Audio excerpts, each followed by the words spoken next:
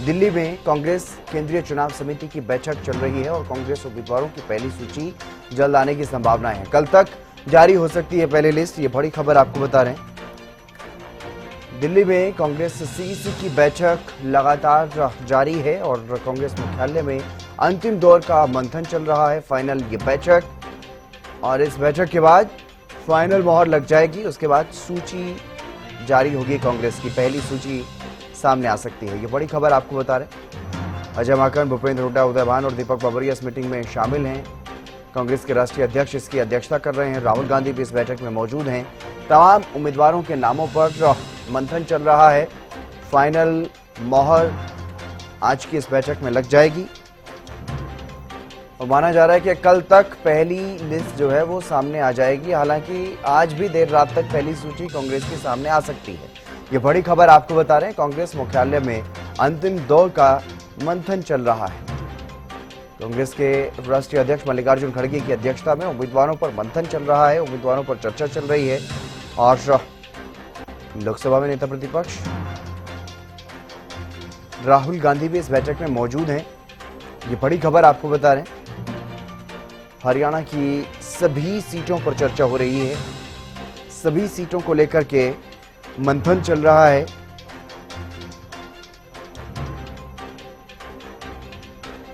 कल तक कांग्रेस की पहली लिस्ट सामने आ सकती है। दिल्ली में कांग्रेस केंद्रीय चुनाव समिति की बैठक चल रही है और इस बैठक के बाद पहली लिस्ट कभी भी जारी हो सकती है कांग्रेस की। कल तक माना जा रहा है कि पहली सूची जारी हो जाएगी और उसी को लेकर के मंथन यहां पर चल रहा है। कांग्रेस केंद्रीय चुनाव समिति की यह बैठक और ये बैठक काफी अहम, क्योंकि फाइनल दौर का मंथन है कांग्रेस के उम्मीदवारों को लेकर के। और बताया जा रहा है कि 45 से 50 सीटों पर सिंगल नेम पैनल तैयार किया गया है। तो ऐसे में ये मान करके चलिए कि 45 से 50 नाम तो फाइनल हैं, उन पर सिर्फ और सिर्फ फाइनल मोहर लगनी है। ये बड़ी खबर आपको बता रहे हैं। दिल्ली में कांग्रेस केंद्रीय चुनाव समिति की बैठक चल रही है और बैठक काफी अहम है, क्योंकि इससे पहले दिल्ली में कांग्रेस की स्क्रीनिंग कमेटी की बैठक चली है। कई दिनों तक एक एक सीट पर एक एक उम्मीदवार पर मंथन किया गया। एक एक दावेदार जिन्होंने अपने आवेदन दिए उन पर मंथन किया गया और जो जिताऊ दावेदार लगे उनका पैनल तैयार किया गया। फिर एक बार फिर से उस पैनल को रिवाइज किया गया। उसमें से नाम शॉर्टलिस्ट किए गए, नामों की छंटनी की गई और 45 से 50 बताया जा रहा है सूत्रों के हवाले से। हालांकि ये जानकारी सामने आई कि 45 से 50 ऐसी सीटें जहां पर सिंगल नेम पैनल तैयार किया गया है, यानी कि उन 45 से 50 सीटों पर ज्यादा माथापच्ची करने की जरूरत नहीं बची। सिर्फ केंद्रीय आलाकमान को उनके बारे में जानकारी दी जाएगी और उसके बाद फाइनल मोहर। और बाकी जो बची हुई सीटें हैं, किसी में 2 तो किसी में 3 उम्मीदवारों का पैनल तैयार किया गया है। अपराजिता श्री हमारी संवाददाता हमारे साथ जुड़ गई अधिक जानकारी के साथ। अपराजिता, इस बैठक को लेकर के क्या कुछ ताजा जानकारी मिल पा रही है फिलहाल? जी बिल्कुल, देखिए आज सीईसी की बैठक हो रही है। केंद्रीय चुनाव समिति की हरियाणा कांग्रेस को लेकर के बैठक की जा रही है और इस बैठक की अगर मैं बात करती हूँ तो देखिए 90 सीटों को लेकर के पैनल तैयार किया गया था। स्क्रीनिंग कमेटी में सभी सीटों को लेकर के मंथन किया गया और जो उपयुक्त कैंडिडेट थे उन्हें ही पैनल में ऐड किया गया है। वही देखिए साथ ही सूत्रों के हवाले से बड़ी जानकारी सामने आ रही है कि वो 45 से 60 वो सीटें हैं जिसमें पैनल में केवल एक नाम डाला हुआ है और वहीं 25 से करीब 30 वो सीटें हैं जिसमें दो नाम है और करीब 10 से 15 वो सीटें हैं जिसमें 3 की गई तो थोड़ा ज्यादा नाम डाले गए हैं पैनल में। अब देखिए सबसे ज्यादा जो समय लेने वाले जो पैनल हो जाएंगे जिसमें एक से ज्यादा नाम डाले गए, क्योंकि देखिए कहीं ना कहीं जिस पैनल में केवल एक नाम डाला गया वो कहीं ना कहीं स्क्रीनिंग कमेटी के स्तर पर उन्हें कंफर्म कर दिया गया है। जो सबसे ज्यादा विनिंग कैंडिडेट है उन्हें वहां पर मौका दिया गया है। साथ ही देखिए मौजूदा विधायकों की भी यहाँ पे रिपीट किया गया है। तो ऑलमोस्ट कह सकते हैं कि ऑलमोस्ट विधायकों को यहाँ पर रिपीट किया गया है, जिसमें से कुछ विधायकों को टिकट काटी दी गई है। देखने वाली बात होगी कि सीईसी की इस बैठक में कितने को रिपीट किया जाता है और कितने को काटा जाता है। उम्मीद की जा रही है कि सीईसी की इस बैठक के रात तक हम उम्मीद कर सकते हैं कि जो लिस्ट है, जो सूची है वो जल्द ही जारी कर दी जाएगी। तो देखिए जम्मू कश्मीर को अगर हम बात करते हैं, जम्मू कश्मीर की सीईसी की बैठक हुई जिसके बाद तुरंत बाद हम देख सकते हैं कि जम्मू कश्मीर को लेकर के सूची जारी कर दी गई है कांग्रेस के द्वारा। तो उम्मीद की जा रही है कि हरियाणा को लेकर के आज देर शाम तक सूची जारी कर दी जाएगी और या फिर कल सुबह तक संभवतः हरियाणा को लेकर के पहली सूची कांग्रेस के द्वारा जारी कर दी जाएगी। बिल्कुल अपराजिता, कांग्रेस में लगातार मंथन चला है। पिछले कई दिनों से कांग्रेस स्क्रीनिंग कमेटी की बैठक चली, उसमें पहले वरिष्ठ नेताओं से बातचीत की गई, पैनल तैयार किया गया, फिर उस पैनल को भी रिवाइज किया गया है। लेकिन अभी तक भी अगर ये जानकारी है कि 45 से 50 सीटें ही ऐसी हैं जिस पर सिंगल नेम पैनल तैयार किया गया है, तो ऐसी कितने सीटें हैं जहां पर अभी और भी माथापच्ची करनी पड़ेगी कांग्रेस नेताओं को?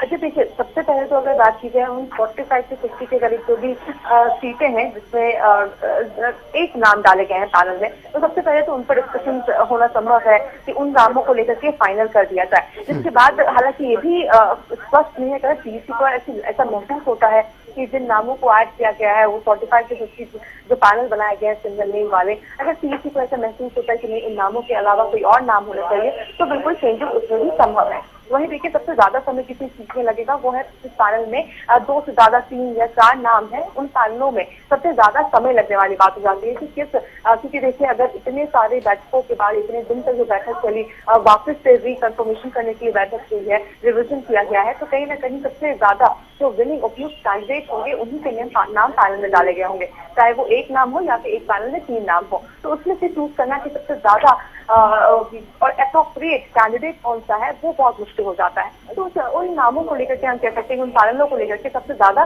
समय लगने वाली बात हो जाती है। हालांकि देखने वाली बात होगी क्योंकि देखिए 90 सीटों को लेकर के यहाँ पे डिस्कशन तो बिल्कुल होंगे। देखा दिलचस्प रहेगा कि कितनी सीटों को लेकर के बात यहाँ पर बन जाती है। जी बिल्कुल अपराजिता, लेकिन कई ऐसे विधायक हैं कांग्रेस के जो कहीं ना कहीं सर्वे में बताया जा रहा है कि कुछ पीछे हैं और वहां पर किसी अन्य नेता का नाम सामने चल रहा है, तो उसको लेकर के क्या कुछ ज्यादा जानकारी है? क्या विधायक को वहां पर रिपीट किया जाएगा या फिर ऐसे विधायकों की टिकट काटी जाएगी जो सर्वे में पीछे बन रहे हैं, या फिर इस तरह की कोई और जानकारी? कहीं जो प्रधान बावरिया से कल पूछा गया था कि सभी मौजूदा विधायकों को क्या नाम पैनल में डाला गया है, इसको लेकर के कहा मोस्ट ऑफ देम, यानी अधिकतर नाम डाले गए हैं, यानी कुछ नाम ऐसे भी हैं मौजूदा विधायकों की जिनके काटे गए हैं। तो संभवतः हम मान के लिए चल सकते हैं कि मौजूदा विधायकों की भी टिकट कटती हुई यहाँ पे नजर आ सकते हैं। हालांकि प्रदेश के स्तर पर कुछ नाम काटे गए हैं, वहीं सीईसी के स्तर पर भी हम देख पाएंगे ये कुछ संभवतः नाम कटते हुए नजर आ सकते हैं। वही नए चेहरों को यहाँ पर मौका दिया जा सकता है। तो देखिए, सबसे ज्यादा जरूरी कांग्रेस के लिए हो जाता है कि विनिंग कैंडिडेट को मौका दिया जाए। सबसे ज्यादा जिसकी जीतने की संभावना होंगी उन्हें ही मौका दिया जाएगा, चाहे वो मौजूदा विधायक की टिकट काटनी ही जरूरी पड़े वो भी किया जाएगा। जिन्हें पिछले या 1-2 बार से टिकट दी जा रही है, हार का सामना करना पड़ रहा है, उनकी भी टिकट कट सकती है। उसके लिए नए चेहरों को अगर मौका दिया जाए, अगर जीतने की संभावना उनकी होती तो बिल्कुल उनको भी मौका दिया जाएगा कांग्रेस के द्वारा। तो किसी भी परिस्थिति में से केवल जीतने वाले को ही यहाँ पर कांग्रेस टिकट देने वाली है।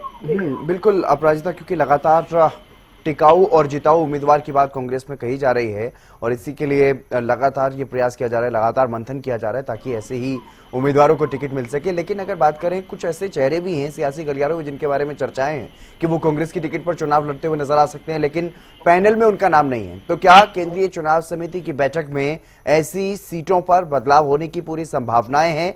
क्या ऐसे जो जिन चेहरों पर चर्चाएं सियासी गलियारों में चल रही है उन पर भी विचार केंद्रीय चुनाव समिति की बैठक में होगा?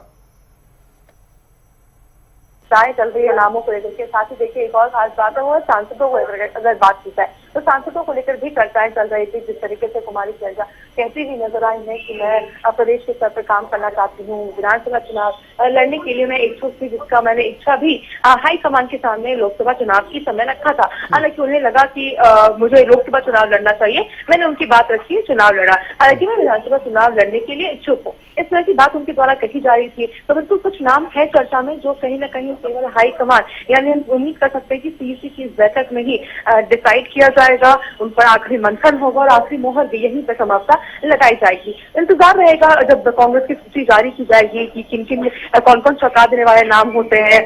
जिस तरीके से जो हमने सुना था कुमारी शैलजा के द्वारा कहा जा रहा था कि बिल्कुल मैं चुनाव लड़ना चाहती हूँ, क्या उनका नाम सोचा है, या फिर जिस तरह से प्रभारी ने कहा था दीपक बावरिया ने कि मैं उम्मीद करूंगा कि जो वरिष्ठ नेता है, जो सीनियर नेता है, जिनके हरियाणा में पकड़ बढ़िया है, तो वो कैंपेनिंग में ध्यान दे, मौजूदा सांसद कैंपेनिंग में कांग्रेस को मजबूत करने में ध्यान दे। अब देखने वाली बात होगी कि किसकी अर्जी यहाँ पर लगती है, किसकी अर्जी को मंजूरी यहाँ पर दी जाती है और कौन चुनाव लड़ता हुआ यहाँ पर नजर आता है। जी, यानी कि कुमारी सैलजा के चेहरे पर भी विचार विमर्श इस केंद्रीय चुनाव समिति की बैठक में किया जाएगा कि उनको विधानसभा चुनाव लड़ाया जाए या नहीं?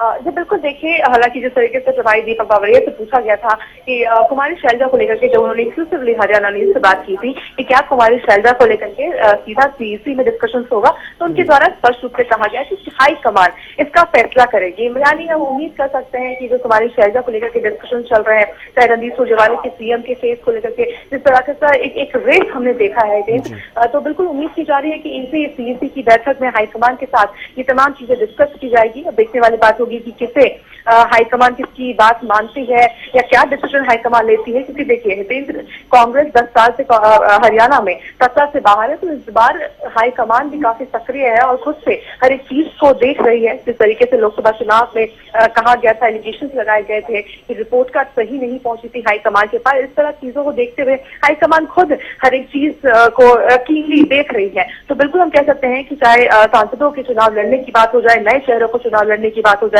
सभी चीजों को लेकर के यहाँ पर आखिरी जो डिस्कशन है वो सीईसी की बैठक में ही होगी। जी बिल्कुल, और इस तरह की भी कई बातें कही गई हैं प्रदेश प्रभारी की तरफ से कि जो नेता या तो 2 से ज्यादा बार हार चुके हैं, जिनकी जमानत पिछले चुनाव में जब्त हुई, ऐसे चेहरों पर भी विचार किया जा रहा है कि उनको टिकट ना दिया जाए। इस बारे में क्या कुछ ज्यादा जानकारी है अपराजिता? और इसके अलावा और भी कई तरह की तमाम जो बातें कही जा रही हैं, पैरामीटर्स जो सेट किए गए हैं, चाहे वो दल बदलने वाले जो नेता हैं जो कांग्रेस छोड़ करके पहले चले गए और अब वापस से कांग्रेस में आए हैं टिकट की इच्छा को लेकर के, तो क्या ऐसे चेहरों को पर दाव लगाएगी कांग्रेस या उनको पूरी तरह से नजरअंदाज किया जाएगा? देखिए हितेंद्र, अगर लोकसभा चुनाव हालांकि वो हार गए हैं, उनका जो हम कह सकते हैं सिक्योरिटी भी अगर वापस नहीं मिला, इस तरह की चीजें, मतलब यानी हम कह सकते हैं कि काफी बुरी तरीके से जो हारे हैं, तो बिल्कुल देखिए अगर उनकी विधानसभा चुनाव में जीतने की संभावना अगर लगती है कांग्रेस को, तो बिल्कुल तस्वीर कुछ और होगी। बिल्कुल जीतेंगे, उन्हें बिल्कुल मौका दिया जाएगा ताकि कांग्रेस जीतती हुई उन्हें नजर आए। तो इस तरह की चीजें अगर दिखेगी तो बिल्कुल मौका उन्हें दिया जाएगा, पहली चीज। और दूसरी चीज हो जाती है कि देखिए मौजूदा विधायकों में से वो विधायक हो जाए या फिर वो विधायक जिनके यानी वो जो कैंडिडेट जिन्हें 2 बार से टिकट दी गई है मगर हार का सामना करना पड़ा है, तो बिल्कुल उन्हें दरकिनार करेगी कांग्रेस।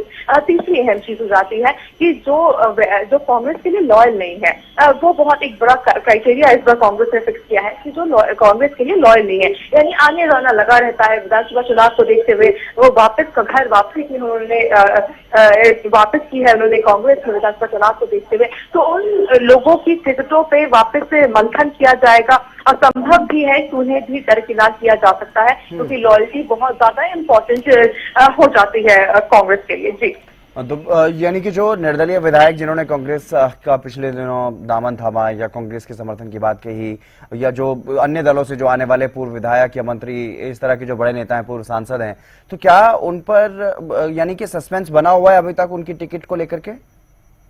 बिल्कुल संभवतः सस्पेंस उनकी टिकट तो ये बना हुआ है, क्योंकि देखिए कुछ बहुत बड़े चेहरे भी आए थे कांग्रेस में, बीते दिनों उन्होंने ज्वाइन किया। हालांकि लोकसभा चुनाव में भी उन्होंने काफी अपनी दावेदारी डाली थी, हालांकि उन्हें टिकट नहीं मिली थी। हालांकि विधानसभा चुनाव को लेकर भी दावेदारी डाली गई है, मगर देखने वाली बात होगी क्या कांग्रेस जो पैरामीटर्स कांग्रेस ने फिक्स किया है, क्या उनके लिए बदल दिया जाएगा या उस चीजों को सरपास कर देंगे। अगर उनकी जीतने की संभावना बहुत ज्यादा कांग्रेस को लगती है, तो क्या अपने पैरामीटर्स को सरपास करेगी कांग्रेस, ये भी देखना दिलचस्प रहेगा।